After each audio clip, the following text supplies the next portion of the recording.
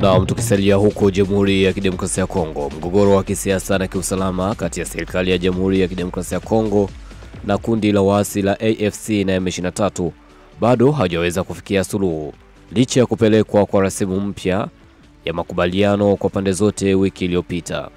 Kwa mujibu wa vyanzo kadhaa vya habari, AFC M23 bado inasisitiza kuendelea kusimamia na kuendesha maeneo iliyonayo chini ya udhibiti wake, hali ambayo serikali ya Kinshasa imekataa vikali na kwa msimamo mkali.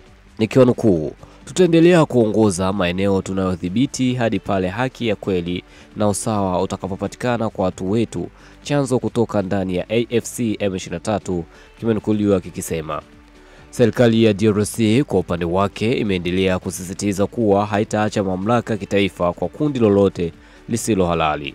Nikinukuu serikali ya Kinshasa, tunapigania kurejesha mamlaka ya serikali kwenye kila kipande cha ardhi ya taifa letu. Hatutakubali utawala sambamba unaovunjwa sheria, amesema afisa mwandamizi kutoka Kinshasa. Wakati hayo yakiendelea, Marekani kupitia utawala wa Rais Donald Trump imependekeza kufanyika kwa mkutano wa kilele White House tarehe 13 Novemba utakaokutanisha marais wa Rwanda na DRC. Hata hivyo, mkutano huo utafanyika tu endapo Kinshasa na Goma watakubaliana kabla mwisho wa wiki hii kwenye mazungumzo yanayoendelea huko Doha, Qatar. Vile barani Ulaya, Rais wa Faransa Emmanuel Macron anajaribu kuandaa mkutano wa pande tatu kati ya Ufaransa, Rwanda na DRC utakaofanyika kando na mkutano wa kimataifa wa Paris kuhusu amani na ustawi unaotarajiwa kufanyika Oktoba 30.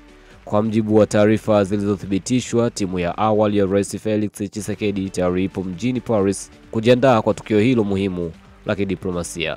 Mgogoro wa mashariki mwa Kongo unaendelea kuibua harakati kubwa za kimataifa za kidiplomasia, huku dunia ikisubiri kuona kama hatua hizi mpya zitaleta amani ya kudumu katika eneo hilo lenye historia ndefu ya machafuko. Bana, mtazamo wako ni upi hapo chini? Sema comment. Mimi naitwa Mr. Baro. See you another time.